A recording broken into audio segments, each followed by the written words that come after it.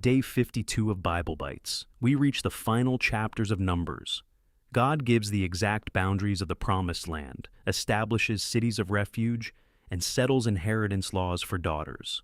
We're in Numbers 34 to 36, Psalm 52, and Proverbs 12, 1 to 14. This is preparation for entering the land. Quick prayer. God, thank you for being our refuge and for giving us clear direction. Help us live as people who belong to you. Amen. Numbers 34. God defines the exact borders of the land of Canaan that Israel will inherit.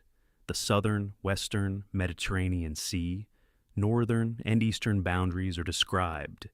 God appoints leaders from each tribe to divide the land by lot. Numbers 35. 6 cities of refuge are established, 3 on each side of the Jordan. Anyone who accidentally kills someone can flee there for protection from the avenger of blood until a fair trial.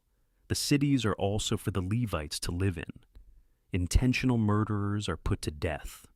Bloodshed pollutes the land, and only the blood of the shedder can cleanse it. Numbers 36. The leaders of the tribe of Manasseh raise a concern about Zelophehad's daughters marrying outside their tribe. The inheritance would be lost. God confirms they must marry within their father's tribal clan, so the land stays within the tribes. Psalm 52. Why do you boast of evil, you mighty hero? Why do you boast all day long, you who are a disgrace in God's eyes? But I am like an olive tree flourishing in the house of God. I trust in God's unfailing love forever and ever. Proverbs 12, 1 to 14. Whoever loves discipline loves knowledge, but whoever hates correction is stupid. The words of the wicked lie in wait for blood, but the speech of the upright rescues them. From the fruit of their lips, people are filled with good things. The boundaries show God has a specific promised place for His people. The cities of refuge picture mercy and justice, protection for the innocent, but punishment for the guilty.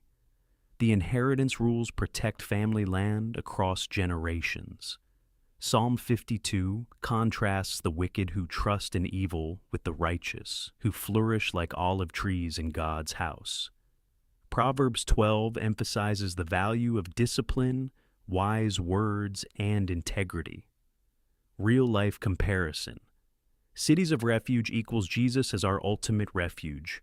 We run to Him for safety when guilt or sin pursues us. Clear boundaries equals God gives healthy limits in life, relationships, media, habits, for our protection and blessing. Land inheritance rules equals God cares about long-term legacy and generational faithfulness. Psalm 52. Olive tree equals staying rooted in God's house, brings lasting flourishing even when others fall.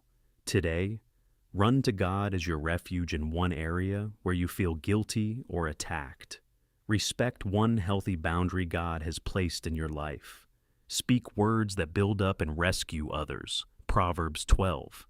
What's one safe city, refuge in God, you need to run to right now? Comment. God gives boundaries, refuge, and lasting inheritance.